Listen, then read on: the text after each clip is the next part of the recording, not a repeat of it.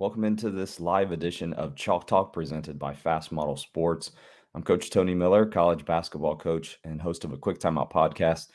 For a little over a year, I've been producing weekly video breakdowns of some of the best plays in college, professional, and Olympic basketball for Fast Model Sports. And to kick off this new year, we've chose to try to extend this to a live version of Fast Draw Chalk Talk. So in addition to the Fast Draw breakdowns, tonight we're also going to have some live video and show you some of these sets that hopefully you can use with your program, with your team. Tonight's Chalk Talk focuses on the Boston Celtics 41 series. I had a coach reach out to me here just this week and asked me if I had any 4-out, 1-in sets for his offense team, and immediately these came to mind. They're simple enough that your team probably can pick them up in just a few practices, but there's also enough moving parts and actions within the sets that it may be something that you can use even if you're not a 4-out, 1-in team. And I know that for most of you, several of you that follow me, you're also a pace and space team. And these kind of keep that pace and keep you moving. And as I said before, just kind of naturally flow into probably what you're already doing. So I'd encourage you to at least give some of these a look, an option maybe that you can use with your team this year. I'll give you an opportunity at the end. Probably most of you are connected with me on Twitter. If you want to shoot me in a DM, your email address, I'm more than happy to send you a playbook if you're watching this tonight with each of these. So I'll have those ready for you once this is over tonight. Let me go ahead and jump into this right away. This isn't a time for us to talk about transition offense. However, if you're already a team that naturally runs 4-out alignment, that's the 2 slots there at the top, the deep corners, and then there are 5 men to the front of the rim. Then the beauty of these sets is that you can really just naturally flow into any of these options that I'm going to show you. We've done them with our team, and there's no stopping. There's no really play calling. It's something that the point guard can call as he's coming down the floor, or you as a coach can call as they're running down the floor. And they just seem to not seamlessly flow right into our pace and space half court stuff. So this should fit pretty well with your faster pace teams. All right, here's the first one here. This one is just what you see here on the screen is just a handoff to a back screen. I'm showing you this one. There's nothing super fancy with this, but you can probably get teams right away with something like this, especially since you have that big to guard back screen that's happening there. But your one just comes right down the floor and tosses it back. You have the quick toss back. I know some of you like to create that triple gap right away. So it may not even be something where you need to do anything other than just toss it back to your 4, because while that handoff is happening there at the top, the 5 quickly vacates the ball side and comes to the opposite elbow, and you end up with really a triple gap that 4 can put it on the floor if you have a mobile 4 and take it all the way to the basket and score.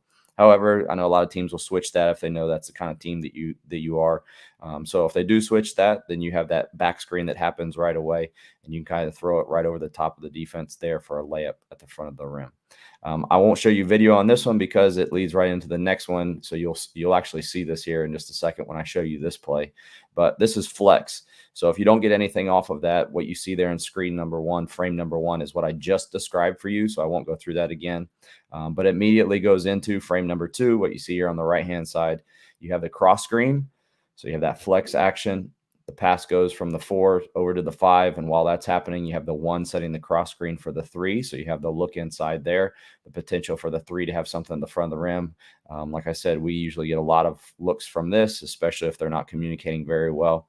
But if that's not open, then it leads into what you naturally see if you run a flex offense. You have the pin down from the 4 to the 1, and you have hopefully a shooter there with your 1 coming off that pin down screen. Again, this is something the Celtics run. So what you see right now is a mid-range jump shot, which I'm sure most of you don't like. So don't fault the diagram here. But you can send them all the way out to the 3-point line. I will say this too, if you're playing against a team that switches, I've seen this a lot. But if the 4 and the 1, X4 and X1 switch, then all you have to do is, instead of curling that, flare that player out to the wing. So flare the 1 out to the wing, and you end up with a wide open 3 from the wing there, because it's a really long closeout for X4. So that's an option. If that's not open, we immediately turn and post. This is frame number 4 now, what you see here on the right-hand side. But this is look inside. So you have the 1 throwing it into the post, and we'll actually go and do the old split cut. So we'll screen for the 5. I know some of you don't have a 5 that shoots. We play with basically 5 guards on our team, so this works really well for us. So the 5 will come off of that, catch, he has an opportunity to shoot. Or we will, a lot of times after we screen, we send the one right to the front of the rim because the three has vacated to the opposite corner. And you have a little bounce pass, pocket pass to the front of the rim for a wide open layup there. So let me go ahead and show you some video of that. This is from one of our actions for one of our sessions here. Let me go ahead and pull it up. There's the handoff, the back screen, look inside, cross screen. This is against switching. Pin down screen, he kind of flares it, throws it inside. There's your split, fill from behind, and then you get an open jump shot there. The videos too, I'll try to put the videos up so you can see the videos. If you want videos of each of these, I'm more than happy to share those with you as well there. So that's the flex option out of the 41 series. Pull up the next one here. Next one we'll look at is the comeback. This one's it's like a very quick hitter. Come down the floor. So frame number 1 there. You have another dribble handoff. And as the dribble handoff happens, you have the 5 moving to the opposite side. So again, you have that triple gap. If you want the 4 to just put it on the ground and go score it, you can do that. But as soon as the 4 gets it, that is signaling the 3 to lift up out of the corner. And you have the green dashed line. That's the second part of the action. So you throw. And as soon as the throw happens, now look at frame number 2. The 4 turns around and comes back. That's where you get the comeback action. 1 curls off of that. And if you have a 4 that shoots, they can pop out to the top of the key there. And you have an opportunity for a 3-point attempt as well. I didn't mention this at the beginning, but I really like these because you end up with multiple scoring opportunities. So if you don't get something out of one action, there's something else there. And it also kind of keeps multiple defenders occupied a lot of times with some of these. So you kind of eliminate help in some of these scenarios as well. Let me go ahead and pull up this real quick for you to look at. Here is the comeback. By the way, as you're watching this, if you want to put something in the chat, if you have any questions about any of these, feel free to ask a question or even a comment or something that you do differently that maybe coaches could use with this, but feel free to comment on any of those. All right, here's your handoff, screen, and then he drives it. So the difference with what you just saw there as he comes down the floor, again, playing against a team that's switching defenses right now. So normally you would have the curl happen if they weren't switching, but this team, like I said, switches and they're kind of a gap defense. So that's why you have the guy, the 1 here, instead of him curling it, he knows the defense is switching, so he goes ahead and stays out. He could have caught and shot that, but that's not one of our great shooters, so he just knows his limitation. Instead, he tries to attack the switch, drives it, and scores it instead. So that's your 41 series, the comeback. I like that one. I wouldn't run that repeatedly, but that would be one that you could run maybe once a game or once a half. And get maybe an opportunity to score off of that one. All right, next one here. Cross is the next one that I want to show you. So cross happens. We'll actually come down and we'll cross the street first. So pretend like it was actually this instead. Okay, so they came down the floor like this, and then 1 is going to dribble across the street, which is where we get the cross from. And 4 fills in behind him, and now the action starts happening. So I have a dribble handoff. So 1 dribble handoff's down here towards the 3, and I want that handoff to happen here at the wing so that I have a shorter pass. I want to make sure that this 2 comes all the way up to the slot. If you leave too big of a gap, I've already seen it happen with our teams, but if you end up with your 2 over here and your 3 over here, that's a really long pass, and I've already seen it get stolen for taken to the other end for a wide open layup. So the timing of these a lot of times is important as well. So as the 1 is coming down, the 3 is coming up to receive the handoff on the wing. The 4 is setting a pin down for the 2 who's coming up to the opposite slot. So I really have almost kind of a wing to slot pass. And then on this side, after the 4 sets the screen, you basically have sets a pin down for 2. You have in frame number 2 a step-up screen, and you have basically a 2-man game on this side of the floor with everything cleared out.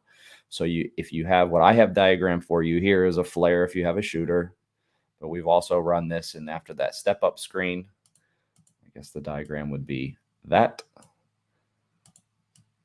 And you could throw the ball inside for just an easy pick and roll. Or obviously you could turn the corner and the 1 could go and score it himself there. So again, several options off of that step-up screen there. I'll go ahead and put this back so that when it gets sent to you, it has the right diagram. Again, based off your personnel, you can run whichever of those that you please. Let me go ahead and pull this one up here.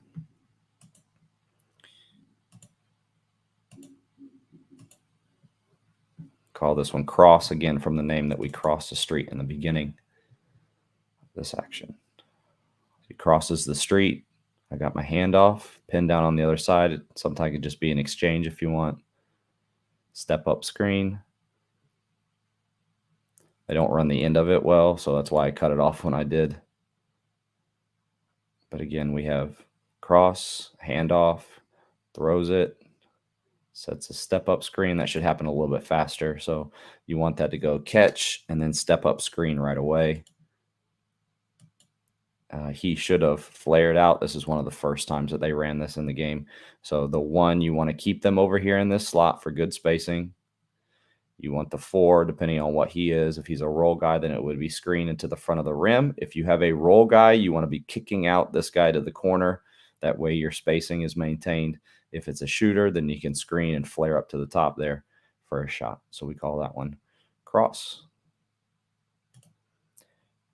All right, next one here is stagger. This is the last one that I have video for. Let me get this one up for you.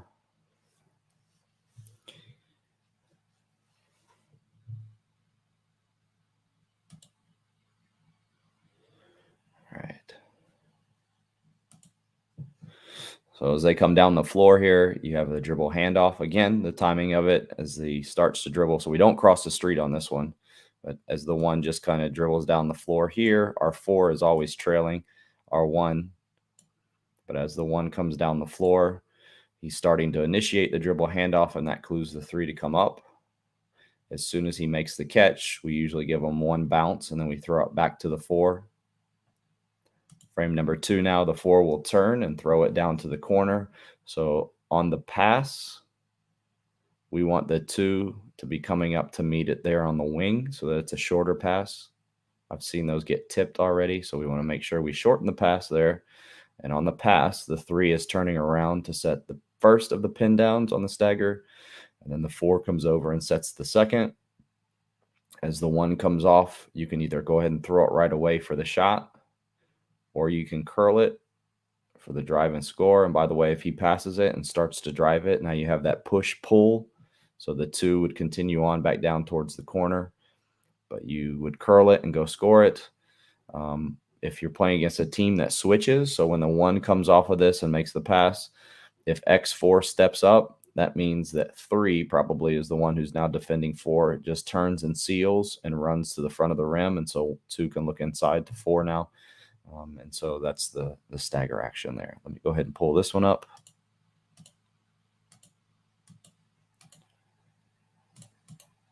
This is the last one, as I said, that we'll have video for.